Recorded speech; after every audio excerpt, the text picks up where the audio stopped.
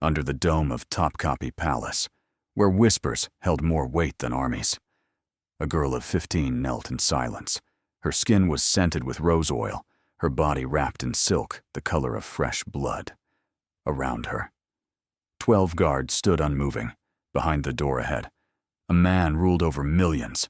Tonight, she would face him alone, not as a wife, not as a lover, but as an offering. In the world of the Ottoman harem, there were no second chances. If the Sultan liked her, she might rise. If not, she'd vanish. Quietly. Completely. This place was built to erase women, but she would not be erased. She came from snow and fire, from grief already survived. And she understood something the others didn't. This wasn't about desire, it was about power. She studied the guards, the walls, the rules they thought she'd follow.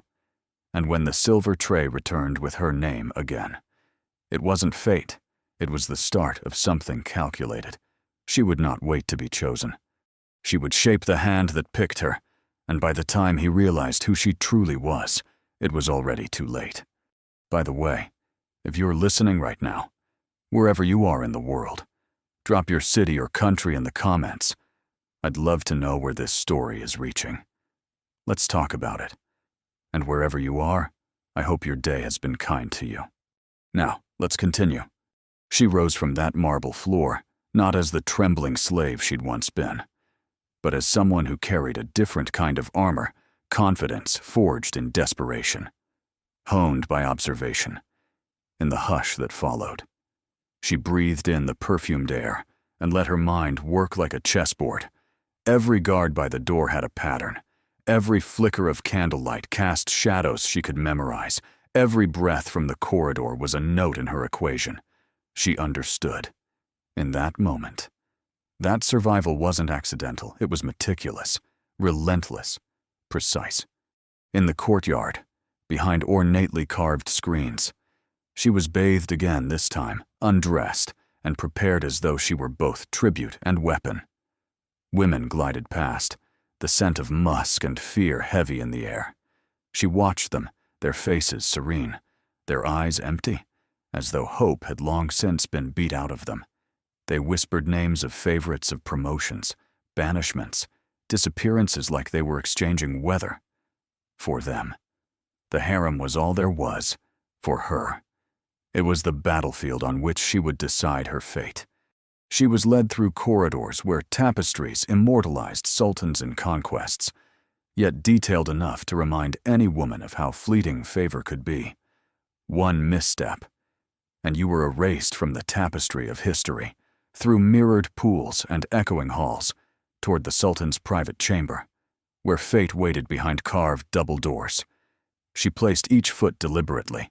Her silk skirt whispered secrets against the marble.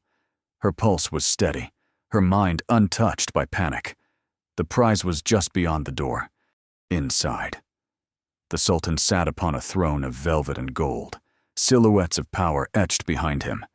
12 eunuchs stood in rock-still formation around the walls, their eyes invisible sentinels.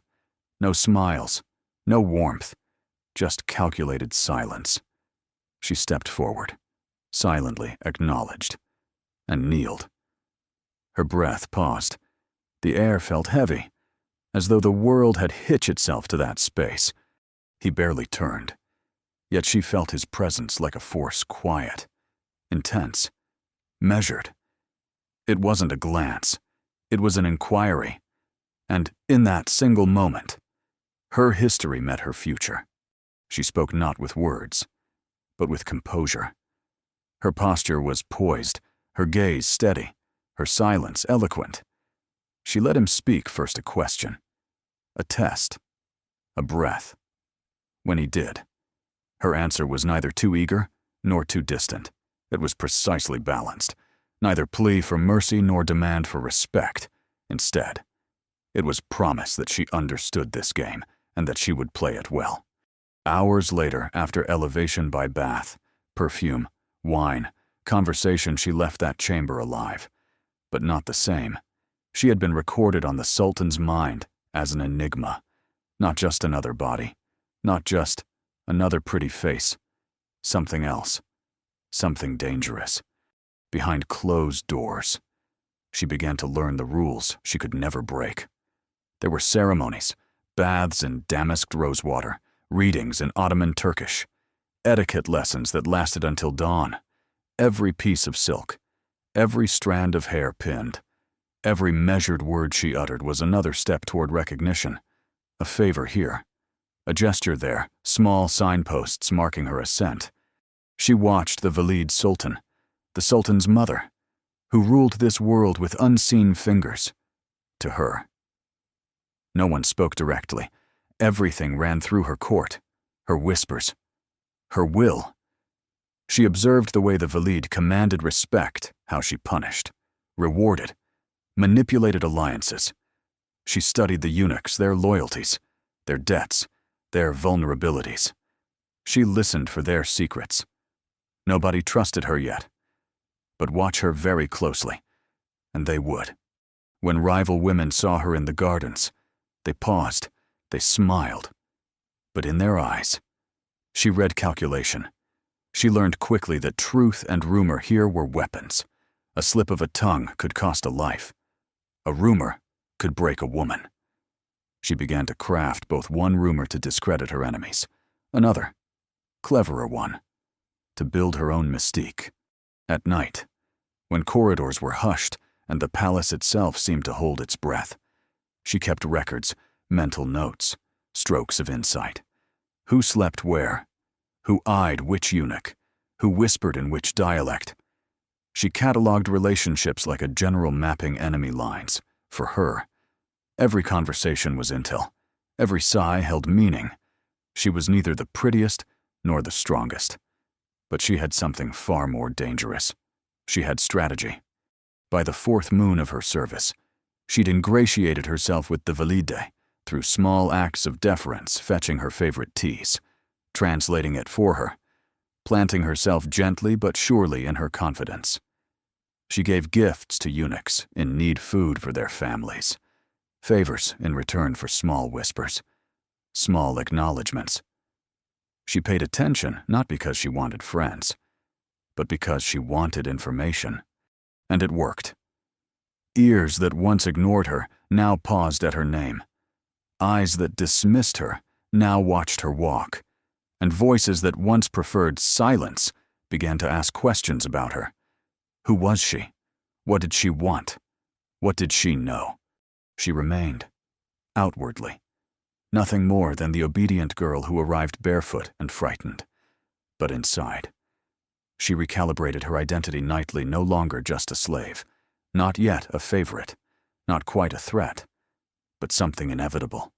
So when the silver tray returned again, with her name poised on its cold brass, it carried a new weight, not a test, not a gamble, but a turning point she had designed.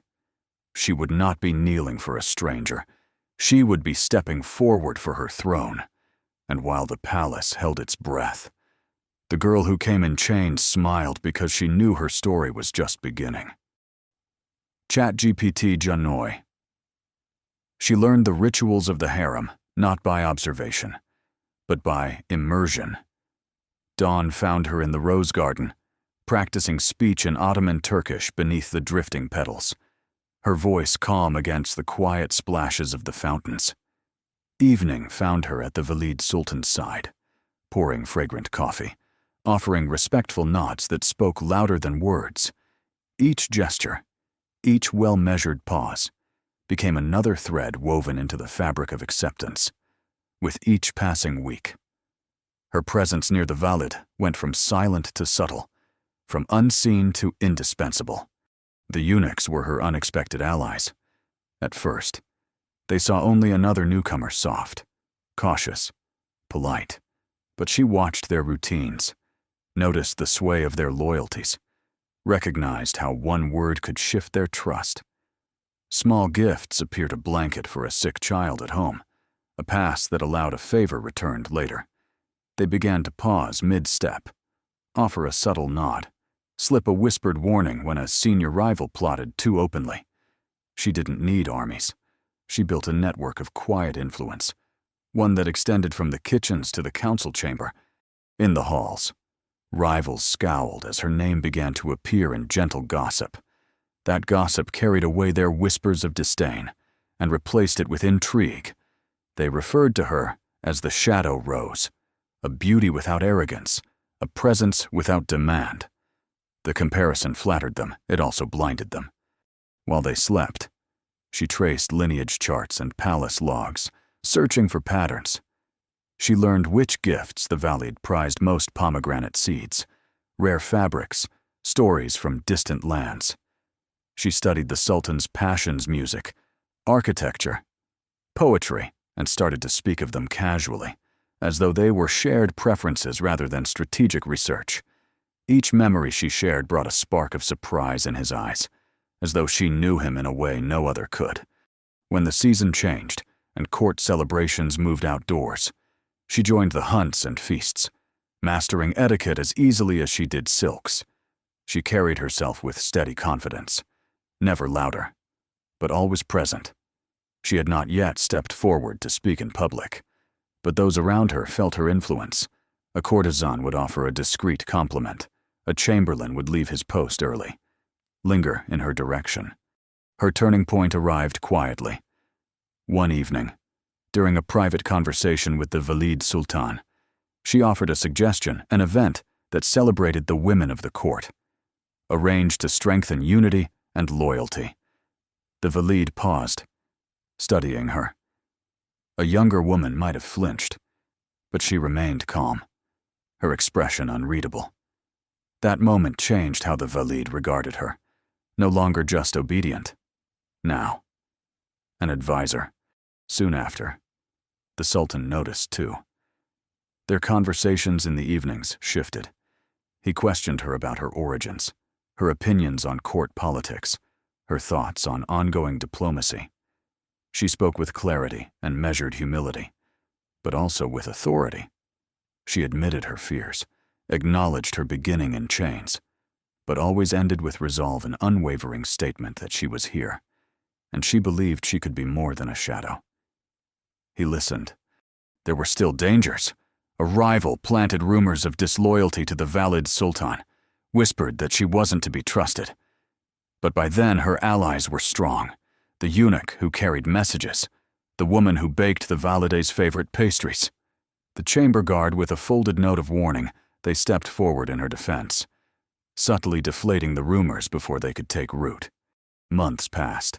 The rituals continued. Baths in rosewater, readings in Turkish poetry, formal appearances before the Valid and the Sultan. But in each task she performed. There was intention, a story woven into each motion, a calculated layer beneath each smile. Others saw only the surface, that serene face, the silky dress, the soft-spoken voice. He saw more. The night her name appeared again on the silver tray, and this time, by design, was the moment that sealed her rise. She entered the Sultan's chamber without fear. She knelt, and he barely looked her way. Yet when he did, his gaze lingered, not casually, not out of ritual intently, as though he recognized something he hadn't expected. When he invited her to speak, she did so with grace. She spoke of poetry he had admired, mentioned a recent tragedy in the court with sensitivity, asked him a question he had not yet asked himself. He leaned forward, he smiled, and when she stood to leave, she walked not as a supplicant, but as someone who had claimed her place. Outside, in the silent corridors, the eunuchs exchanged glances. The Valid Sultan, in her private chamber, touched a carved panel and whispered, "She is no longer just a girl." And somewhere, beneath the weight of the palace and its rituals, a new power had taken root, a power not built on beauty or blood, but on intelligence and quiet determination. She had arrived, and the empire already felt the shift. She wore power as naturally as silk now. Court life had become her stage, and every gesture was purposeful. A subtle nod here, a quiet counsel there, her influence extended quietly, irrevocably. The Sultan began to seek her presence at evening audiences, Not for pleasure, but for perspective. He'd ask her about state affairs, border unrest, trade negotiations, treaties with Venice and Persia. She answered in steady tones, her knowledge rooted in hours of study, in conversations with envoys, in carefully cultivated insight. When she spoke, she sounded like someone born into the palace, not plucked from a distant farm. Every decision he made began to echo her voice. Merchants from Asia Minor found favoritism in customs, and taxes shift subtly. A governor recalled or promoted. A construction project greenlit, these ripples bore her mark. She understood the gravity. This was how empires leaned, beneath her calm exterior. She marshaled information, palace logs, diplomat letters, eunuchs' whispers. She triangulated alliances between military commanders, religious scholars, and bureaucrats. The Valid Sultan watched her metamorphosis with a complicated respect. Through private meetings, she began to share not just praise, but also concerns. She cautioned the Valid gently about corruption within the treasury. The Valid listened, unaccustomed to advice so measured, so earnest, and increasingly, she listened more. At their shared table over mint tea, by candlelight, the woman born a village girl and the woman born to rule spoke not as servant and sovereign, but as collaborators in governance and survival. Court rivals grew uneasy. They had once dismissed her as soft-spoken, but they now feared her. The Grand Vizier whispered doubts. Did she hold too much influence over the Sultan? A rival princess arranged whispered warnings to the Valid, sowing seeds of jealousy. But no one had the proof. She had shielded herself behind quiet accomplishments, securing grain shipments to Constantinople, negotiating safe passage for diplomats, arranging charitable endowments for battered women in the city. The palace spoke of her grace, the streets whispered of her charity. Even clerics found her support in religious schools quietly funded through the Sultan's endowments. One winter night, the Grand Council gathered in the ornate chamber, its marble floors reflecting the candle flames in long, wavering pools. The Sultan presided, and beside him stood the woman who had once knelt as a nameless petition. Now she stood, straight-backed, her gaze steady, offering counsel on a critical issue: the defense of the Danube frontier. She referenced maps she had studied, intelligence reports she'd reviewed, and her recommendations were precise: redirect troops, fund border fortifications, and bolster alliances with local leaders. When she spoke, it was with such conviction that the soldiers present leaned in. Officers nodded, and even the Grand Vizier remained silent until she had finished. As the session adjourned, the Sultan leaned toward her and bowed slightly, not a gesture of romance, but one of respect from a leader acknowledging another's counsel. The court buzzed. That moment confirmed to the world what she already knew: she was more than a confidant. She was an architect of empire, and the Sultan would not move a foot without her insight. In the spring, when invitations to European courts were dispatched, one letter bore her seal. Not her seal, but her design. Its wax imprint carried emblems she had chosen: an olive branch and a crescent moon, symbols of peace and power, unity and faith. Diplomats whispered in the halls of Vienna and Rome. They spoke of an Ottoman court ruled by a shadow queen, a woman whose name they did not yet know, but whose influence they had begun to feel. Within the palace, she managed alliances with eunuchs, princes, clerics, all the factions that balanced the empire's stability. She brokered quiet pacts: a cup of coffee for intelligence, a promise of help for loyalty. Rival factions, once hostile, now paused when she passed. They whispered her name with caution. Through permission secured and fortune shifted, it became clear the empire did not follow the Sultan alone. It followed a woman who had once been erased. She had not betrayed her origin. Instead, she had remade it. The empire was an ocean, and she had dropped a stone of her choosing. The waves reached every corner of that realm. No throne was safe from its ripple. She moved through the palace gardens at dawn, the first light catching the silken folds of her gown and casting long shadows that followed her like loyal sentinels. Winter's frost still lingered on the marble fountains, but she stepped past it without hesitation. The season had shifted.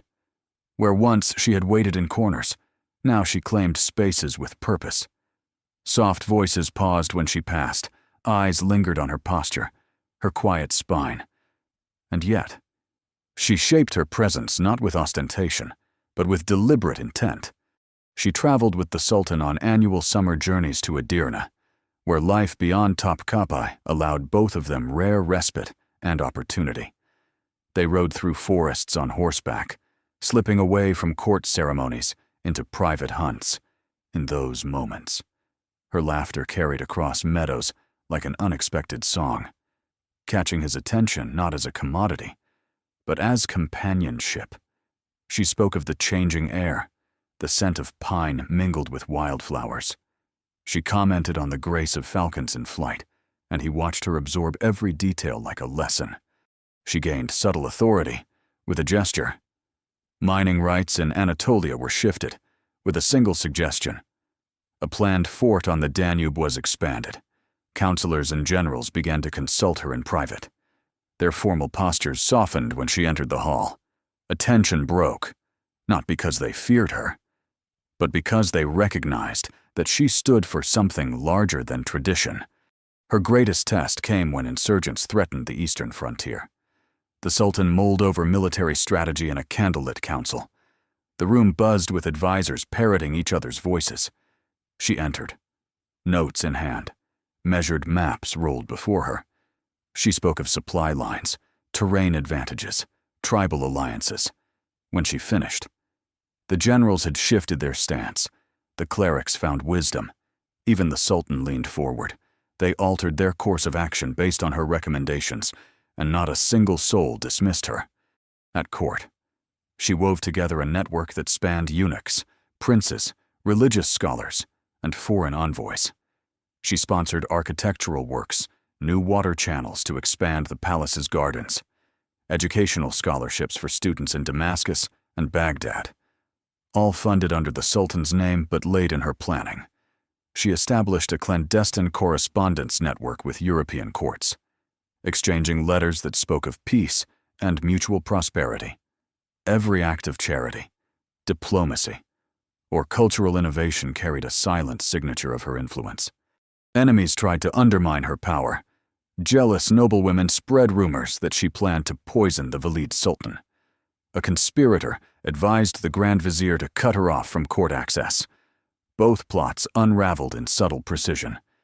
The eunuch with the sick child had recovered his gratitude, meant that whispers met dead ends. The pastry maker she had supported used a hidden message in a cake delivered to the Valid, sparking laughter and easing suspicions. The Grand Vizier, expecting to strike, found his moves anticipated and deflected before they ever reached the Sultan. One evening, she hosted a modest dinner in the private pavilion by the palace lake. Lanterns reflected in calm water. The air held the scent of jasmine. The Valid Sultan sat beside her, the Sultan across. Without fanfare, the girl who came in chains spoke of art and politics, of alliance and legacy, quoting poets and traders with equal fluency, when she raised her glass in a toast. Both the Valide and the Sultan echoed it, an unspoken acknowledgement she belonged at their table. The court took notice. Courtiers shifted their alliances mid-chamber. Diplomats arranged their reception corridors toward her presence. A subtle reordering of the palace had occurred, where once her name stood among hopeful supplicants.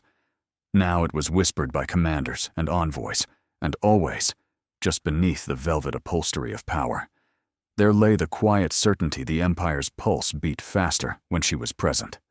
She never sought the spotlight. She didn't wear jewels that glittered louder than her words. Her influence was silent, strategic, and profound. The empire's decisions, from diplomacy to defense, from culture to commerce, bore the echo of her hand. With each passing season, her rise became less surprising and more inevitable. What began in chains had become the guiding force of an empire still ruled by a sultan, yet shaped unmistakably by the touch of a woman once erased. ChatGPT Janoi. She rode out of the palace gates at dawn, her cloak brushing against the hooves of the sultan's steeds, a soft cloud of dust rising in their wake. The road led east toward Edirne, where summer reigned differently than in the cramped halls of Topkapi, in the open fields, away from carved doors and silent guards. The rules shifted.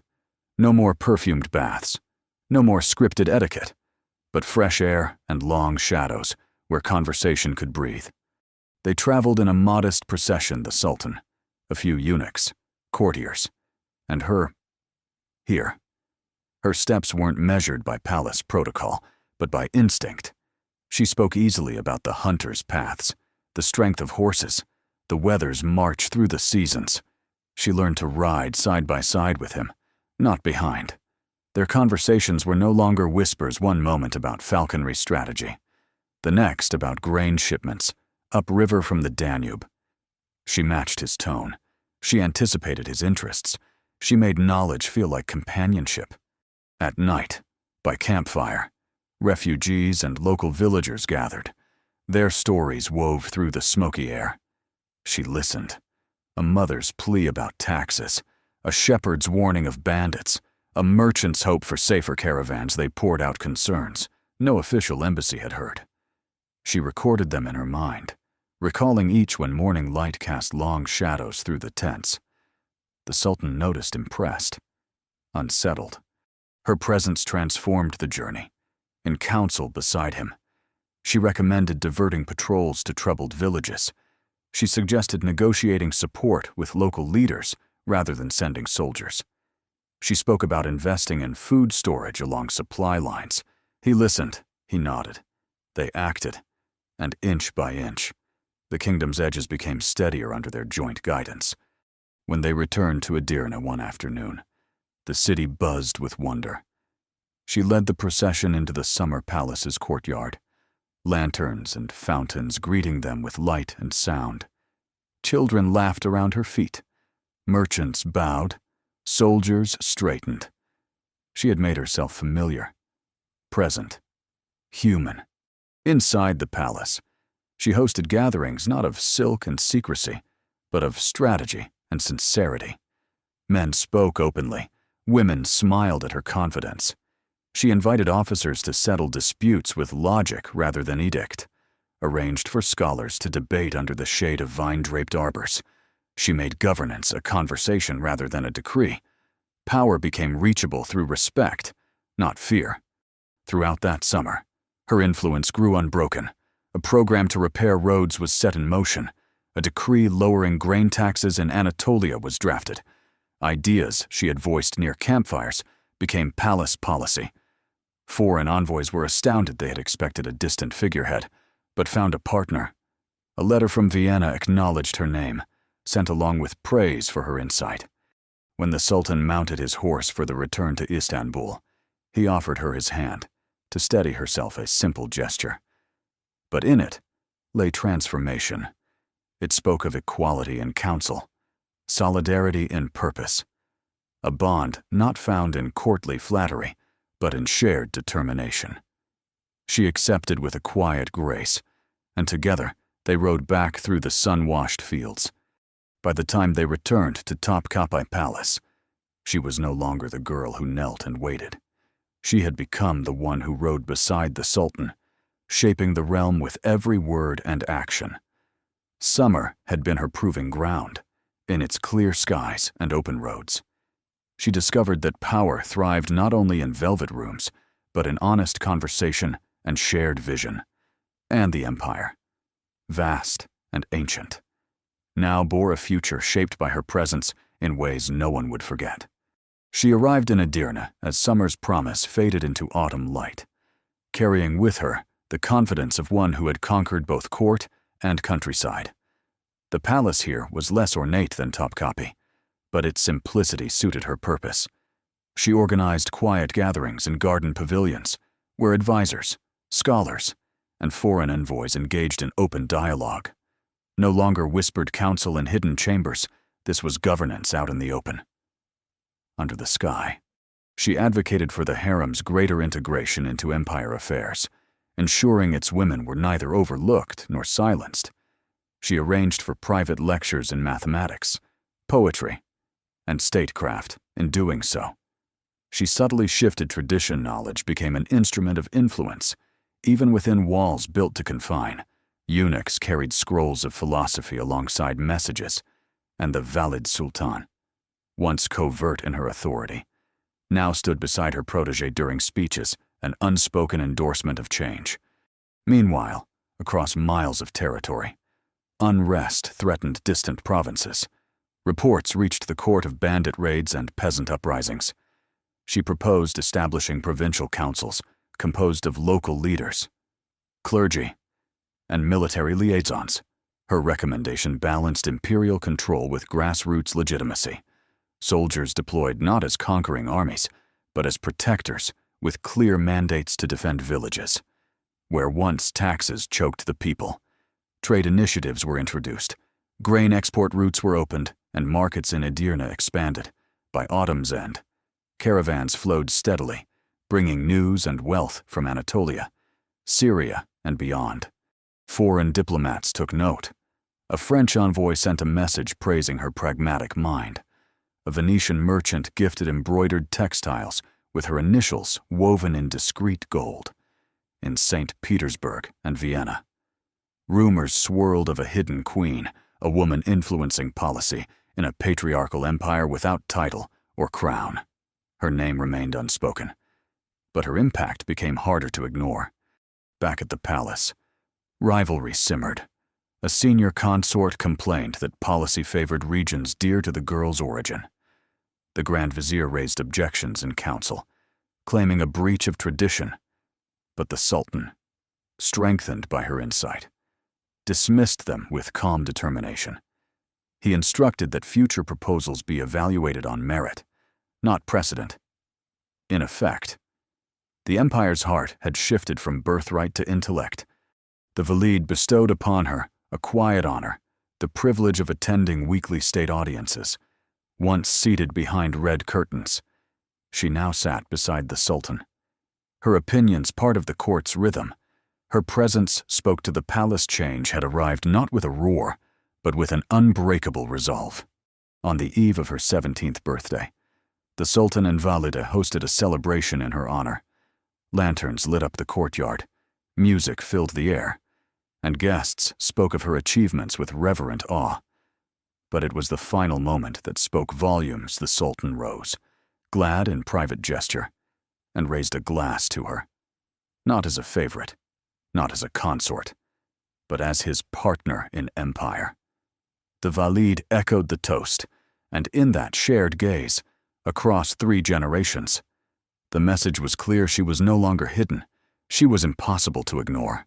In those moments beneath lantern glow, she was still the girl who once knelt on cold marble, but she had been transformed into the architect of an empire's future. She had crossed from invisibility into authority, from silence into power, and in so doing, she had carved a path for herself in the annals of history that would never be erased. ChatGPT Janoi, she began as a nameless girl in chains, delivered to a world designed to forget her. But the empire did not erase her. It sharpened her. Each corridor she crossed, each glance she endured, each silence she mastered became a step in a path no woman had ever taken. She studied power until it spoke her name. She whispered through the walls of a palace until they echoed her voice. And when she finally stood beside the Sultan, not behind him, history did not blink. It shifted. Her legacy isn't just one of survival. It's strategy. It's patience disguised as grace. It's the reminder that influence does not always scream. It often enters quietly, reshapes the room, and never leaves. They called her Harem. To some, she was a consort. To others, a queen. But to the empire, and to the centuries that followed, she was proof no matter where you begin. the world will remember where you choose to stand. And now that you know her name, how will you remember her? Let's talk. Tell me where you're listening from. What part of her story still lingers with you? Drop it in the comments. And until next time, take care. And keep your mind sharp. Empires fall, but stories like hers, they stay.